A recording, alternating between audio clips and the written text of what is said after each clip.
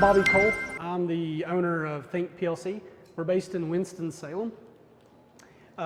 So founder of the Brew Logics events, and I'll talk about how that occurred later. Recent recipient of 40 Under 40 and Triad Business Journal, and local systems integrator basically. And so Think PLC, we take the products that you see here and we put them together. So our value add is actually building control panels, doing service, a lot of legacy retrofit and OEM solutions. So every Krispy Kreme donut machine around the world has my electrical panel. We support those guys. If you Google my name, you'll probably see some kind of article, some propaganda from Control Design magazine or somewhere talking about something I've innovated with Krispy Kreme, a lot of. They really like to attach to those iconic brands. Things like, you know, VFD installs and other retrofit things in our business. So check it out if you get a chance. So what is BrewLogix? So gosh, like 5 years ago now, we would all meet on Friday evenings and we would go to local brewery in Winston Foothills usually, and we would sit around, drink a beer or two, maybe three, before we'd go home, sneak back home for dinner. And we would talk shop. It was just a bunch of guys. It was like, you know, vendors, competitors, whatever you want to call it. It's just a bunch of us get together and talk, and we'd always learn something. We'd be like, holy crap, I didn't know you could do that with that Allen Bradley, you know, 5380 or whatever. And so we would chat through things and you'd learn things. And I was like, you know, it'd be really cool if we could, you know, go to an event space where somebody actually showed using something, not just a salesy, you know, just a sales presentation, and actually talked about some hidden feature, how to kind of keep a conversation going. And we could piggyback off the craft beer craze, which i.e. in Bobby Cole's mind says, could I get somebody else to pay for my craft beer habit? And so I reached out to a distributor, said, what do you think about this? Like getting a bunch of people in the room and just talk about something, and oh yeah, by the way, sales guys, you gotta stay way at the back. They're like, okay, yeah, we're into this. We'll buy it. We'll pay for it. And now it's like probably 20 plus of these we've done. COVID slowed it down, but from Florida to way out West Tennessee to all over North Carolina, Raleigh, Charlotte, Winston-Salem, Johnson City, Tennessee recently. We've been doing these things. It's just a reason to get out, have a beer, a free beer, right? And give away some swag and show off something really cool. So thank you for coming. If you didn't know what it was about, God bless you. Yeah. The other thing with that is this is a networking event. So, you know, you see your buddies all day at work, get out and meet somebody else, because you'll find employees, you'll find new vendors, you might find another job, I don't know, but it's a networking event, right? So if there's any bosses here, it's not your people. And so anyway, that's what it's about. The other thing is too, if you guys are, say, hey, I want to do what Bobby's doing, like let's partner up. The last one I did with IQ Agent in Raleigh, which was really cool. And I tell you why, it's because I kicked it off. I didn't do a damn thing but sit in the back and drink. And so they showed off how to use augmented reality in the industrial environment. It was really neat stuff. And they just wanted me to help bring people together and show off something that was cool. And again, I said, you got to show it doing something. You can't just talk about, you know, some salesy pitch. So, you know, networking, swag. So keep your ticket. Everybody has your ticket, right? Hopefully you kept your ticket. We got a whole bunch of stuff to give away we'll do right after this presentation, and I promise I'll keep it short. So you showed up. It's like robot, robot, robot. I feel like a robot with all these microphones under my neck right now, I'll be honest with you. So we're going to talk about logic around robots. There's plenty of them up here, mainly around the Mecademic robot. And the key thing with robots is integration, because there's not one all-encompassing robot controller yet. So we're going to talk about some third-party field bus integration with these robots. With that being said, being more logical, radio mogul Paul Harvey always said, if the world was logical, men would ride side saddle. So let's talk about how we can be more logical. So if you want to use what I'm using tonight, TIE Portal, It has a 21 free download, 21-day free download. If you scan that QR code, it'll take you to the website where you can actually download that. So you can use what I use. If you want to email me, I'll send you anything and everything that I show you tonight. Okay, any goodies. So we're going to talk about the Mecademic robot. This is the Meca500. It's really neat. I have not memorized, because I'm not a sales guy, all the features and quirks of this thing. It's a really high precision, small 6-axis robot. Okay, it has a very neat place in the industry, and a couple of things that I really want to point out about it is that 24-volt power to the base of it, some basic e-stop wiring that meets a pretty high level performance level and safety integrity level of safety, and then with firmware, with a simple firmware download, you can get different field bus technologies. So a couple of the proven field bus technologies are EtherCAT with a Beckhoff PLC and Ethernet IP or TCP IP, but mainly with Rockwell Allen Bradley PLCs, this thing works great. And the other thing with that is Mecademic actually gives you that on their website. So, and I'll have the QR code shortly, I believe, if I'm not mistaken here.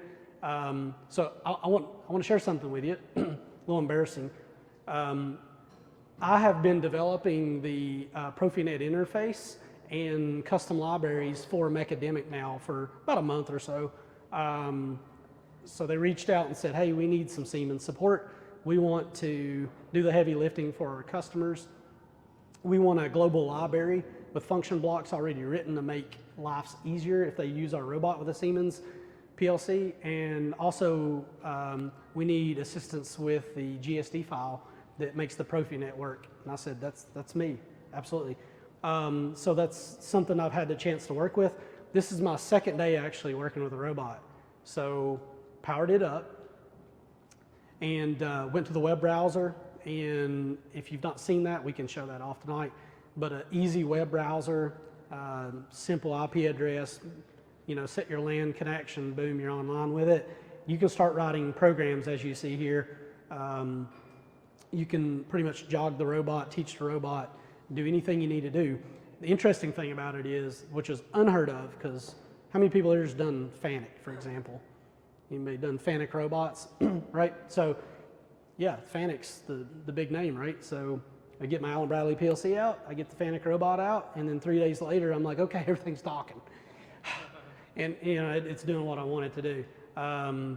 Yes, you can download some FANUC generated panel view screens, and you can download some code, but it's still a chore.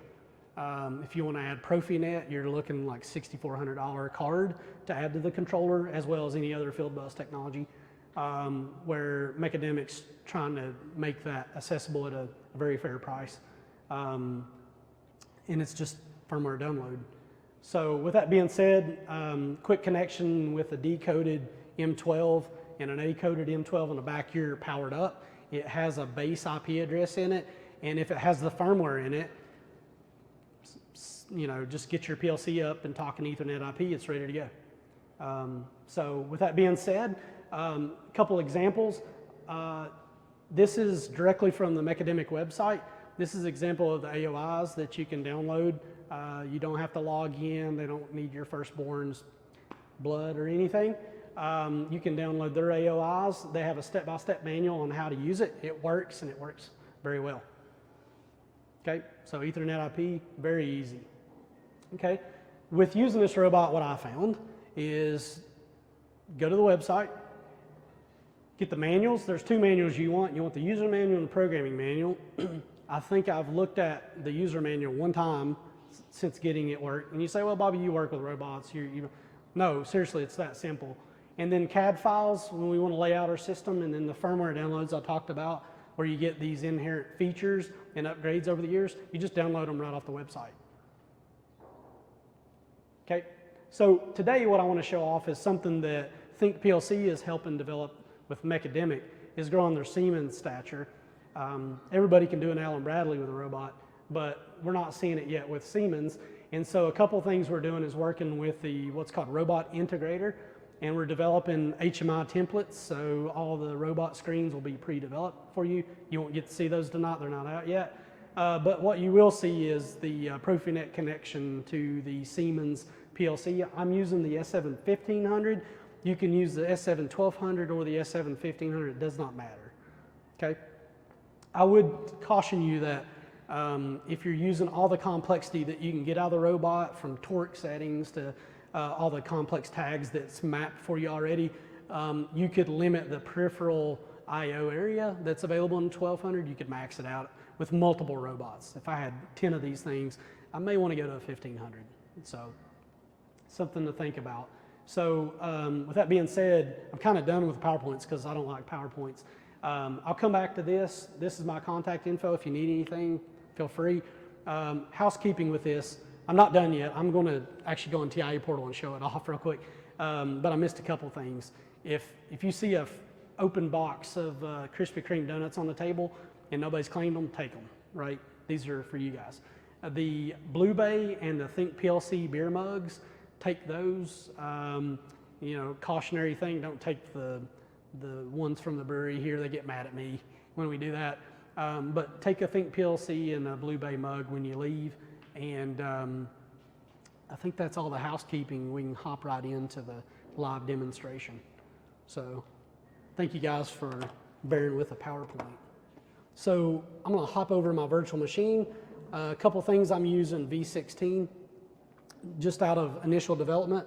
We wanted to go back a development and get the blocks ready for an older version because folks are still running V16, not yet over on V17.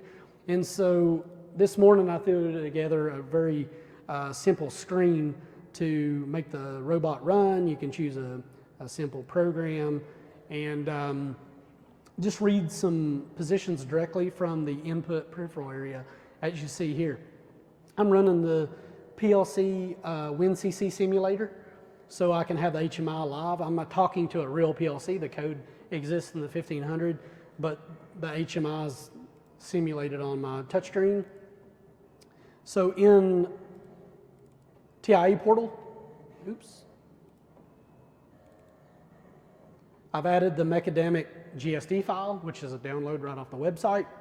In the coming future, you'll have a Mecademic logo there so you don't see DP norms on your Step 7 devices and hardwares. And then you will actually have a library to download from the website. So you go to your libraries on the left side, you'll find the Meca library, and under the Meca library master copies, you'll have multiple things that will be at your fingertips to just make it work right out of the gate.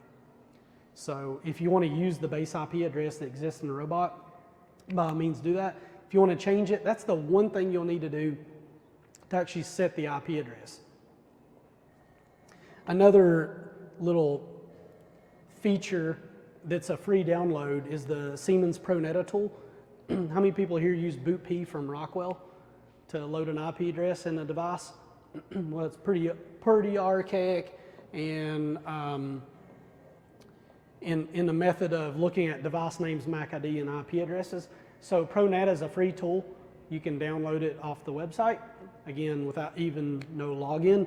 And this is where I can assign a Profinet name, or I can also assign an IP address.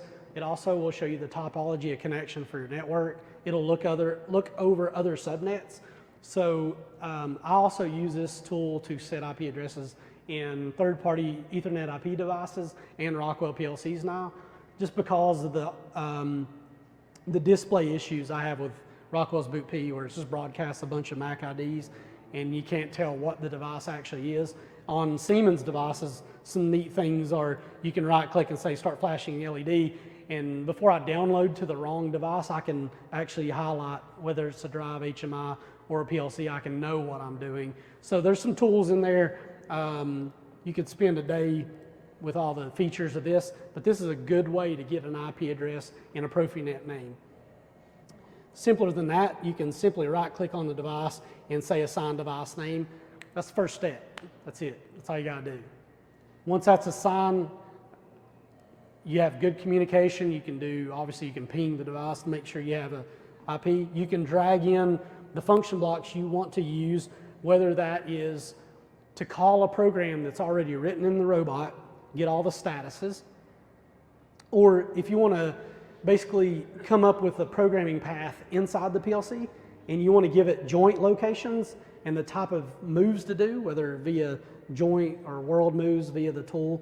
You can do that directly from the function block and pass the actual raw position values to the robot. So no robot programming at all.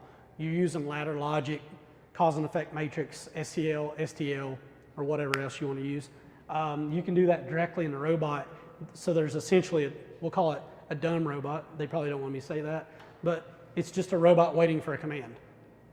Okay?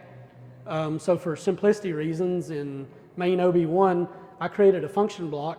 This will be a block you drag from the library.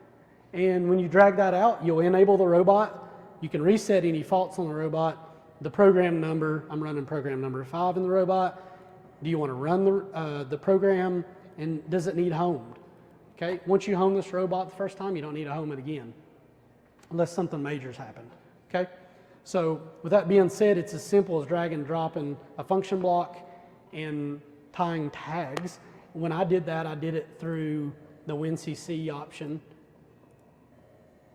Okay, and I was able to add a couple screens, which is what you see now running simulation. So those tags are being updated. So if I wanted to see this faster, I would update the tag cycle in the HMI. They're about a 1 second cycle up by default. But that's probably good because it's going to bounce around a bunch and nobody's ever going to understand what's actually going on. So yeah, couple little features there.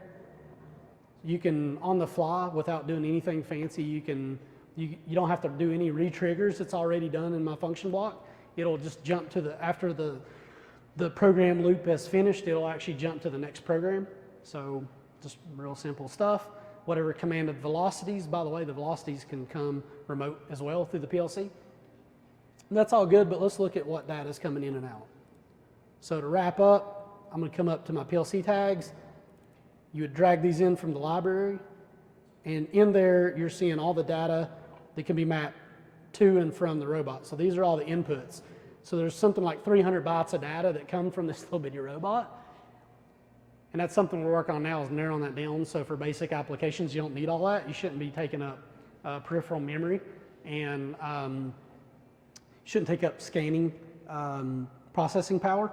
So again, though, it's been tested on the lowest 1200 that's out there. This is a 1515, which is medium size, and no issue from one versus the other. It's actually the same code from the 1200. So as you can see, real live data there. And then all you're doing is writing to peripheral outputs.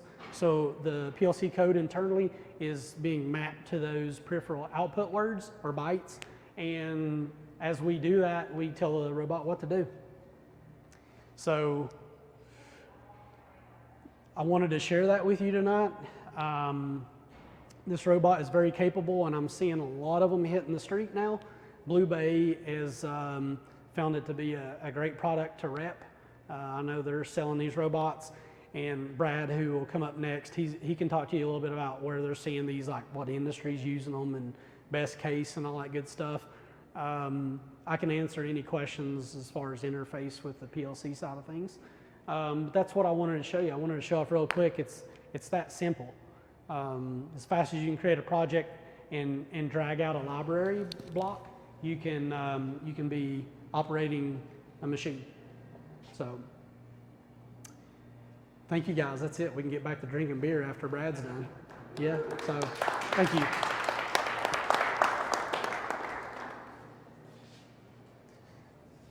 How you guys doing? Yeah. I appreciate Bobby. If it wasn't for him, we wouldn't be able to put this on. He's the keynote. He's a super talented guy, and it's really a pleasure that we could have done this. I know we've been trying to do it for a while. We've been talking for a year or two about doing it. Mm-hmm. Checked it out a long time ago. I went to Winston-Salem and saw one of your first ones, I believe, at Foothills. Yep. So it's really cool. Need to follow Bobby, and Brew Logics will continue coming around. Hopefully we'll come back to Charlotte again. So I appreciate you guys all being here. I'm local here in Charlotte. Blue Bay is new to the Carolinas. We've always been the other side of the mountain. I'm Blue Bay East. Been here 3 years. We're out of Nashville, And we started in 2001 as basically a one-man show integrator, but doing Yaskawa motion. And we turned into a distributor over the years. Yaskawa came to Pierre DeGiorgio and Tom Malloy in the back are the founders. They came to Pierre and said, hey, you guys are doing so much Yaskawa, we'd like for you guys to become a distributor. So motion control and robotics, that's our bread and butter.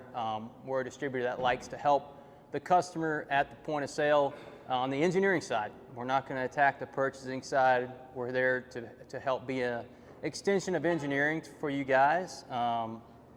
We want to be an engineer that works with you guys.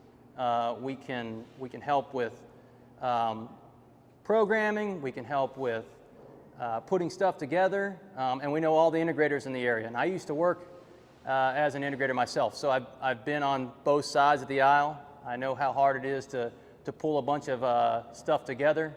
It's not difficult to just sell one product. Blue Bay is we have three different sides of the stool that we start with. So there's three legs. Drives and motion is one. So VFDs, I work with Bobby. We do some of the VFDs in the Krispy Kreme machine. I'm a certified drive specialist, so I can help with just VFDs. That's the bread and butter, the simple stuff, and then we go all the way up to what you see over here. So we have a large plethora of items, and you see on our line card is on your table. So motion control, servo motion, that's our bread and butter. Gantries, XYZ, flying shears, dispensing glue, we've done all that. The other side is flexible automation, which really what we're focusing on here with the flex cells. This is a really good example of something that we run with a demo. We've taken to different trade shows in the area, South Tech. We hope to show some of these demos up in Automate. We're going to help with Casso over there. It's a collaborative robotic company up in Automate up in Detroit. But everything you see in this demo here is something that it's all of our products. It's something that we can help get you hooked up with an integrator locally to put into practice at your facility. This right here has the Mecademic. It has the Azrael flex feeder, and on there it goes from something really small, 50 millimeters across, up to all the way up to 530. So you can flex feed a lot of parts. You can take this feeder and you can run, as you see here, fuse blocks, and then you could 3D print just a flat piece and then run anything. Quite frankly, as long as it's within the size range of this thing, you can take a camera, take a picture, find the part, assemble it, do whatever you want. So flexible cells, meaning something could be repurposed. This little cell right here could put together something with transistors, or it could put something together with like nuts and screws. So there's a lot of applications where we have slots like this, and we'll catch screws, pick up the screw, use something like a Weber screwdriver up there in Mooresville. You guys might have heard of those guys. Screw it in together. So the XOR HMI. So all of these products here are part of what we would consider our flexible cell of automation: robotics, feeding, vision, and so there's some of the applications. This is an application actually we worked on in-house with a company called Osram, using basically this platform here. It's the same form, fit, and function. So it's with the Mecademic, we work a lot with pharmaceuticals, medical device manufacturers, electronic device manufacturers. The repeatability is really unparalleled in the robotic realm. What's the payload? Payload's a half kg. They've got a kg coming out, and we're selling them like hotcakes lately.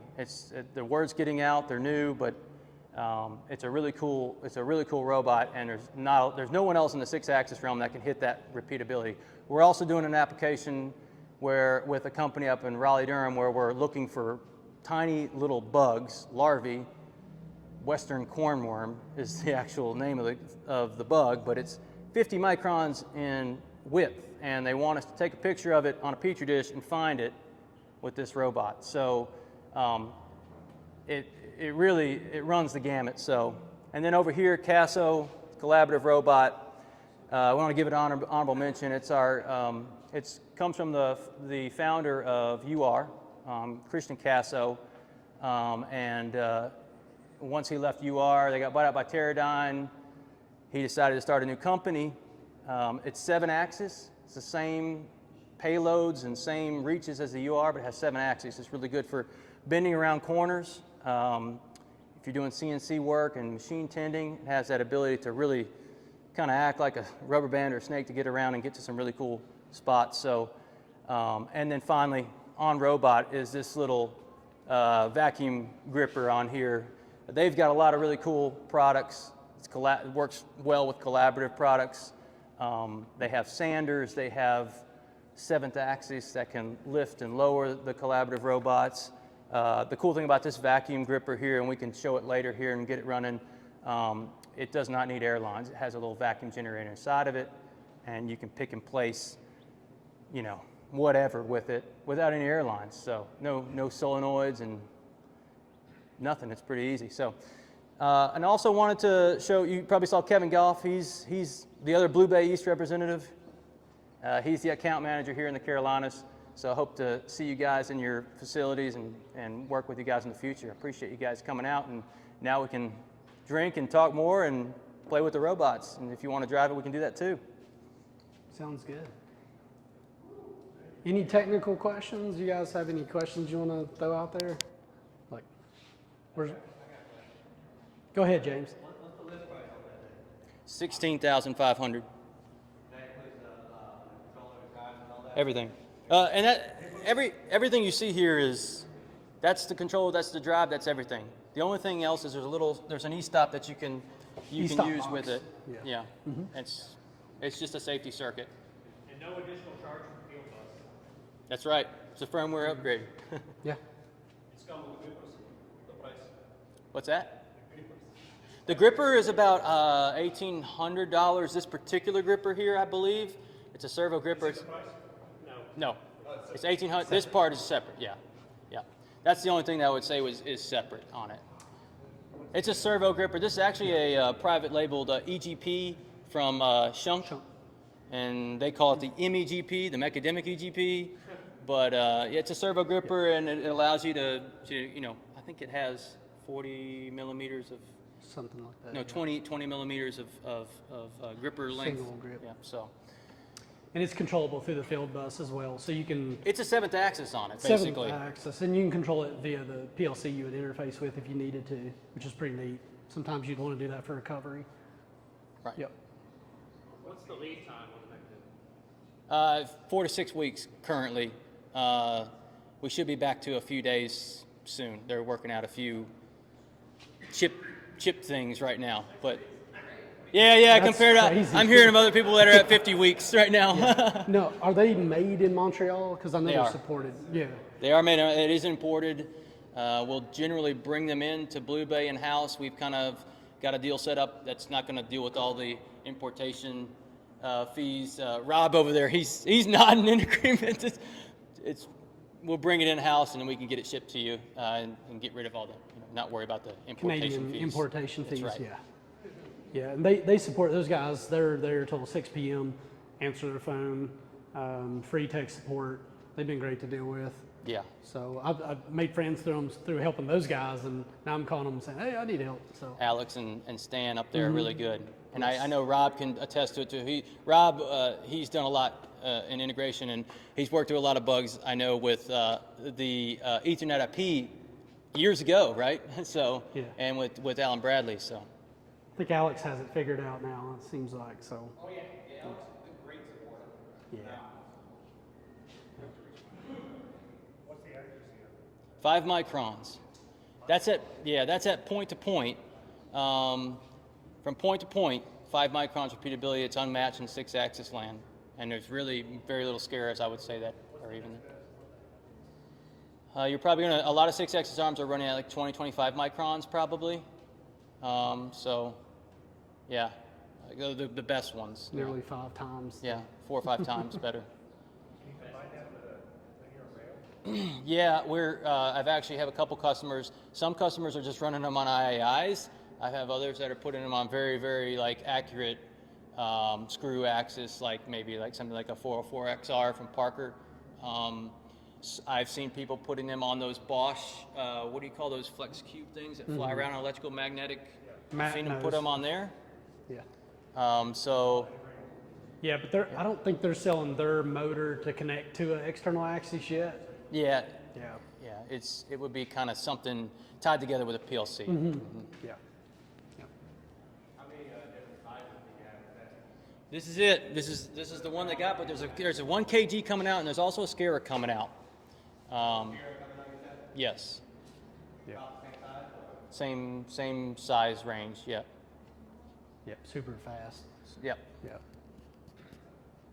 And I'll just add, Mecademic likes to tout that if you buy one, they'll give you free training. It's only about 2.5 hours of an online course. And they like to say, FANUC can take a week, and with them it's 2.5 hours. They give it to you for free. You guys get one for free from my desk. The training's free. The hardware, we have to work it out. Shipping it will cost you $17,000. Yeah, perfect. 6 weeks. That's crazy. It's Yeah. good. It's really it's Yeah. usually 4 weeks right now. We're saying 6 just to be safe, but we're getting them out using it 4, and it's just been as of late that it's gone to 4 weeks. It's been literally they've been keeping up within a few days usually. Montreal. Yeah. Canada. Yeah. Hey. Yep. Yeah. Oui, French Canadian. Tabernacle. It really came out as in a beta version, I believe, in like 2016 in the academic world. And then I believe 2018, 2019, it was really making impacts in the commercial world. Over 1,000 now in the field. Yeah. Warranty. I'm not sure on that. 1 year standard, maybe 2 years for slightly more. Good sales guy. Impressive. Good questions, actually. Yeah.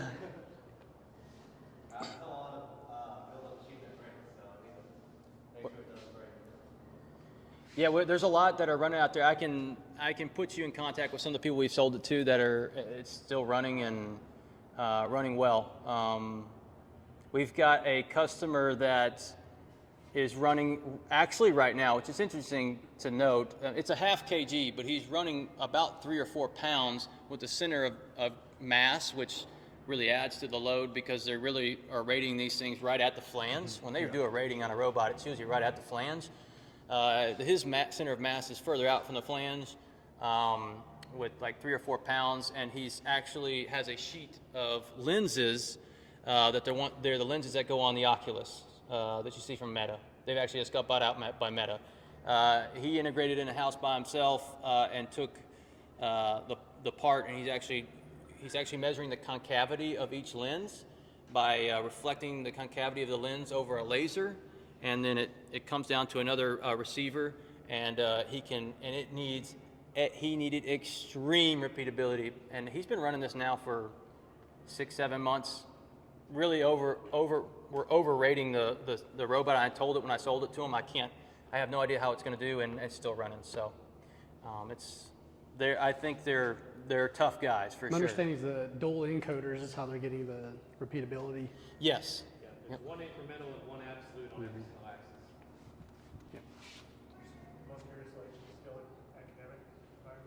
No, there's a lot. We're doing a lot with pharmaceuticals, a lot with electrical device manufacturing, doing little soldering.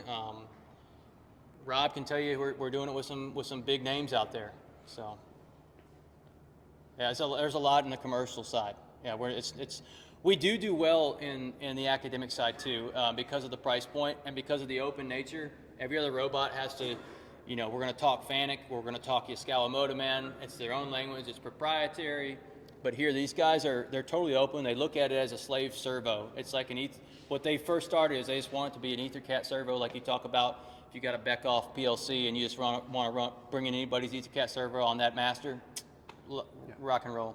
The Python hook has got a lot of schools because that's what a lot of the engineering schools they switched over from MATLAB, you know, Fortran back in the day, and now Python's taken over. So you can use Python now to control the whole thing.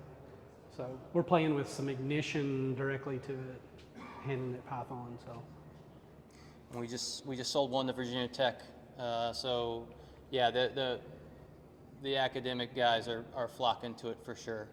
We've run it on a Raspberry Pi or an Arduino on C. It can take anybody's. All you're doing is streaming.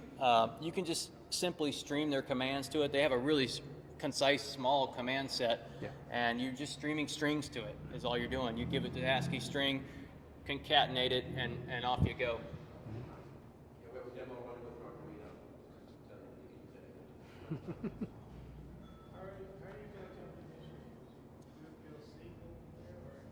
Yeah, well, like with this, we're using a PLC here from Phoenix Contact, but you can do it. It just needs something to tie the hooks together. So we're just going to take the vision camera. He's looking for. We've set a plane in 2D space, and it gives an XY Cartesian coordinate to it. We feed those XY Cartesian coordinates to it in the world frame of the robot, and it translates. It's all been calibrated together through a calibration sequence, and so we know with the XY coordinates in the world frame where to send the robot to. Yeah. But it's through a PLC to make that happen there. Yeah. Cool. Nothing more. We'll start giving stuff away. There we go. Garrett, if we could have you come up to the front, appreciate it. Just kind of wrapping up on this. These guys at Blue Bay have been fantastic to pick the tab up tonight for coming out here. Thank you guys for sticking around with us, and appreciate Blue Bay for. A lot of people are just won't spend money and won't make the effort, and I'm trying to get people out of the 1990s and do stuff like this. So thank you guys for sure. And so, yeah.